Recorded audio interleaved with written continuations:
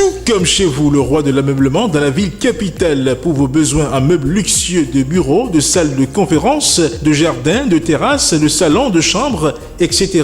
Plus de soucis. Rapprochez-vous de l'établissement Tout comme chez vous et la solution est tout trouvée. Tout comme chez vous est situé à Tokota Davo, à 150 mètres environ de la pharmacie Davo 2 en allant vers le carrefour Renvier.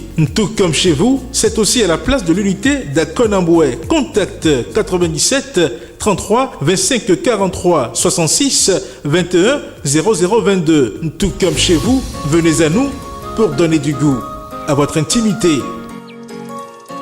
Vous avez besoin d'un espace publicitaire pour faire connaître votre société ou vos produits? Seul Guérit TV Monde peut vous satisfaire. Pour tout renseignement, contactez le 00229 91 19 10 10. Guérit TV Monde, le leader des web TV. Une nouvelle émission sur Guérit TV Monde, La Position. Tous les mercredis à 21h sur votre web télévision. Prenez le rendez-vous pour savoir la position ou la lecture de tel ou tel acteur politique sur des sujets brûlants de l'actualité. Guérit TV Monde, le leader des web TV. La position de ce 9 août 2023 va s'intéresser à la situation au Niger. Et nous sommes donc déjà sur ce plateau avec notre invité maison, Gaspard Diamossi. C'était un analyste politique, Gaspard Diamossi. Bonsoir. Bonsoir, Chamzine Badaro. Mali, Burkina, Guinée et puis récemment le Niger. Mas Gaspard Diamossi, peut-on dire que l'Afrique de l'Ouest notamment vit le retour des coups d'État militaires? J'ai envie de répondre oui à cette question parce que vous avez cité tantôt déjà 3 pays de la sous-région qui ont déjà connu donc des coups d'État militaires. Ici, un 4e pays s'ajoute donc à l'ensemble de ces pays. Ça fait pratiquement le quart des pays, un peu plus du quart des pays, n'est-ce pas, puisque la CEDEAO actuellement compte environ 15 pays.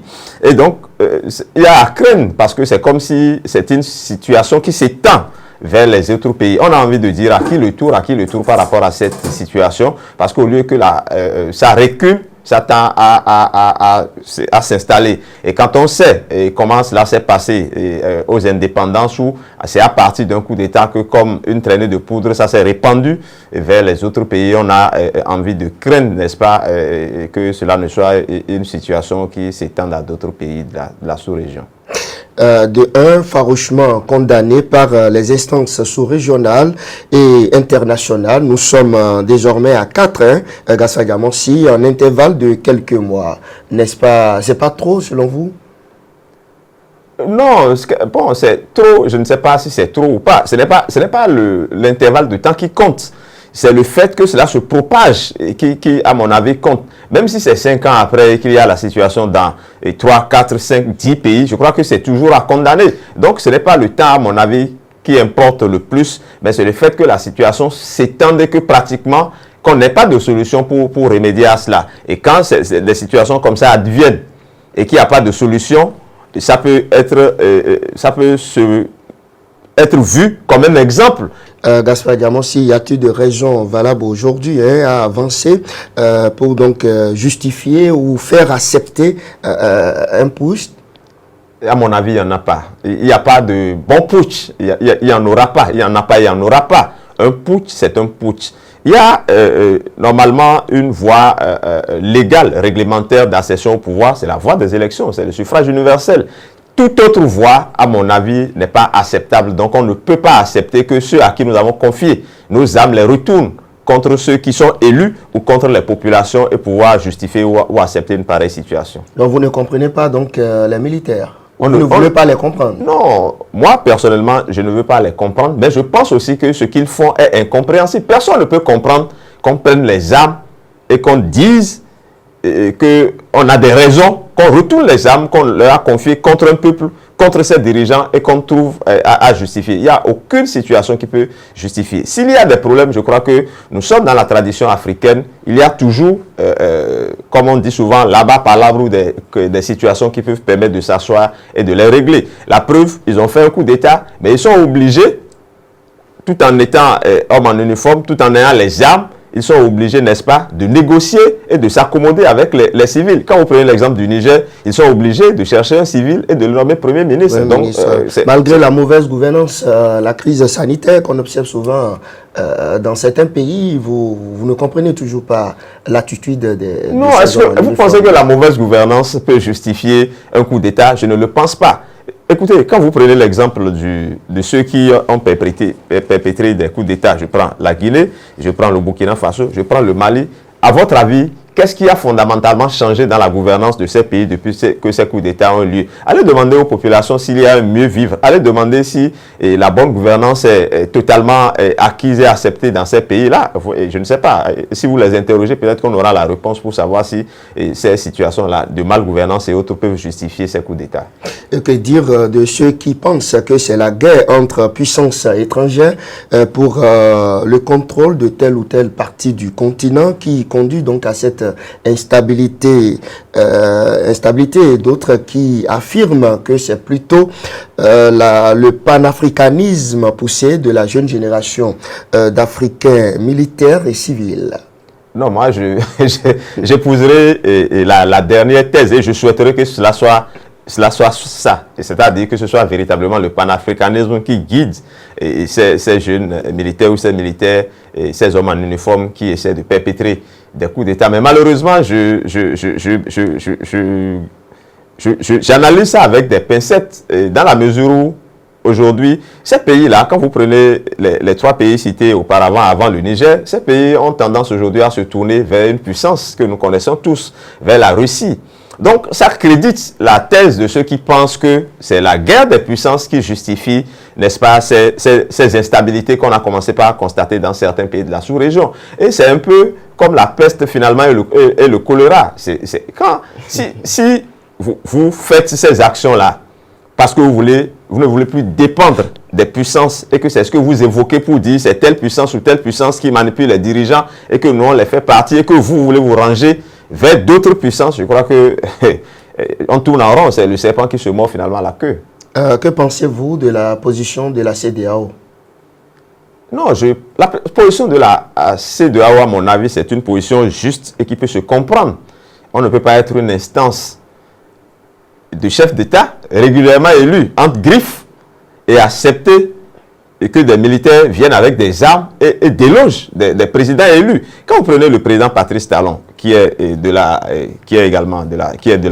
membre de la CEDEAO, qui est un président régulièrement élu, est-ce que vous pensez qu'il peut accepter que des militaires perpètrent un coup d'État au Niger et rester tranquille?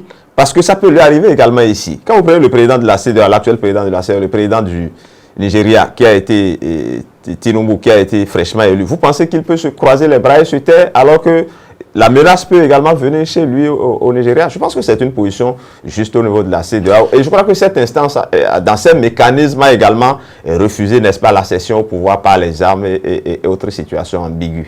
Certains estiment également que la CEDEAO est à la solde de puissances étrangères. Votre réaction?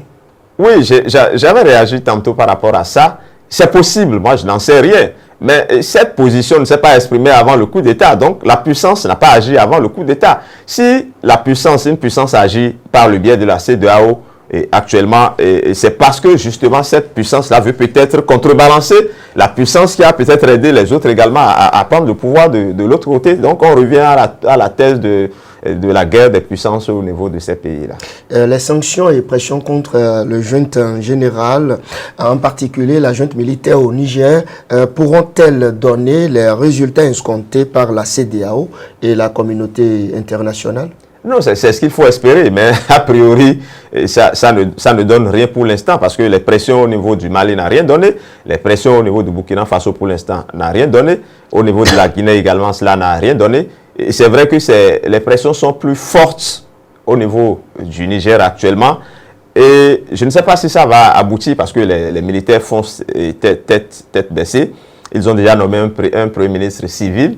Ils ont refusé de recevoir les missions successives qui ont été envoyées dans le pays. La dernière en date, ils ont refusé de recevoir une mission et de l'ONU et de l'OUA et de l'Union africaine, pardon, et de la CEDEAO. Donc, je crois qu'il y a vraiment... Ils sont courageux, là.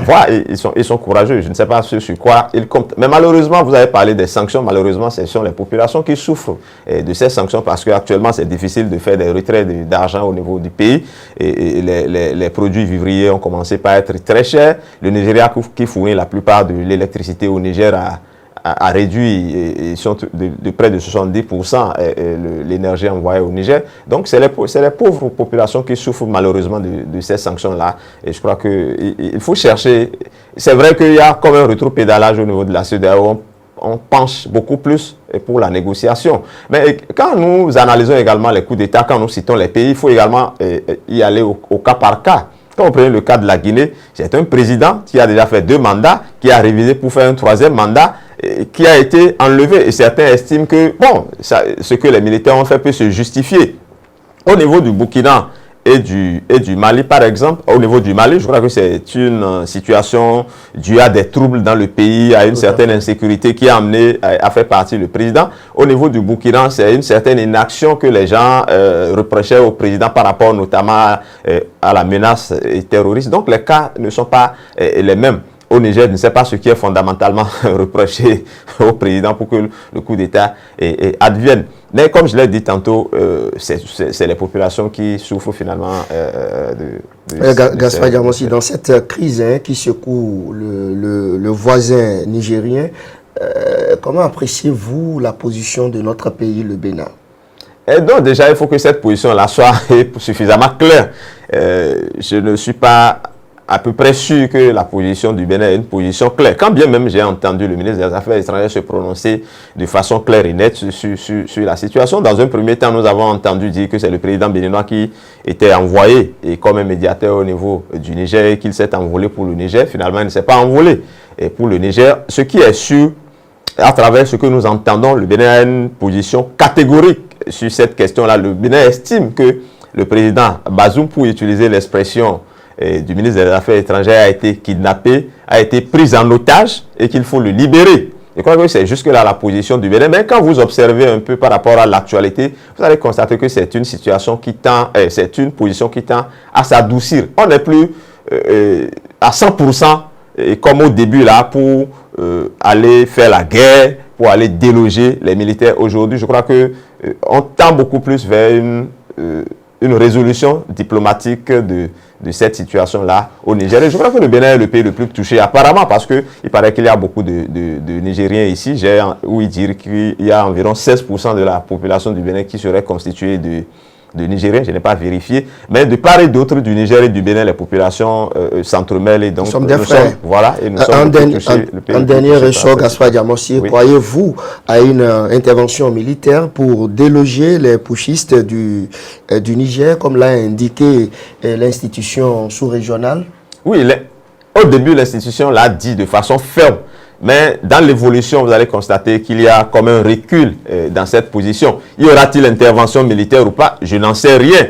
C'est peut-être les rapports de force qui ne permettent plus d'aller vers cette position-là parce que la CEDEAO a dit j'interviens.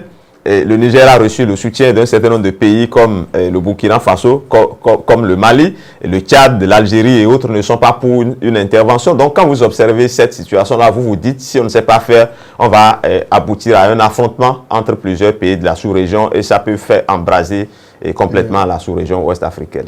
Que faire aujourd'hui pour épargner les États de ces situations chaotiques?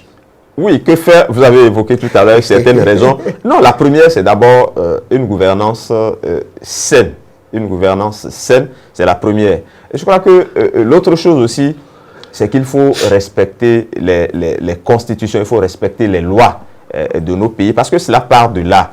Et il faut œuvrer pour un développement équitable également de toutes les régions du pays. Quand une région se développe et qu'une autre recule, c'est d'abord cela qui fait le nid du terrorisme, de l'insécurité, ce qui amène, n'est-ce pas, à ce que certains trouvent des justifs pour faire partie les chefs d'État. Je crois que si ces situations-là sont résolues, que la famine, qu'il n'y a pas la famine, qu'il n'y a pas la faim, qu'il n'y a pas la malgouvernance et que les populations s'épanouissent, il n'y aura pas de raison pour que des aventuriers puissent venir faire partir un dirigeant. Ou si un dirigeant assoiffé par le pouvoir, le temps pas à s'éterniser, il n'y aura pas de raison, n'est-ce pas, pour que des aventuriers en civil ou militaire viennent, ou en uniforme viennent chercher le pouvoir de façon illégale. Merci beaucoup, Gaspard Diamossi. Nous sommes pratiquement à la fin de ce numéro, mais avant de vous laisser partir, le lundi dernier, le quotidien La Guérite titrait ambassade du Bénin près le Niger, Agokan vraiment nommé. Quelques heures après, l'homme a envoyé son décret à la rédaction du quotidien La Guérite.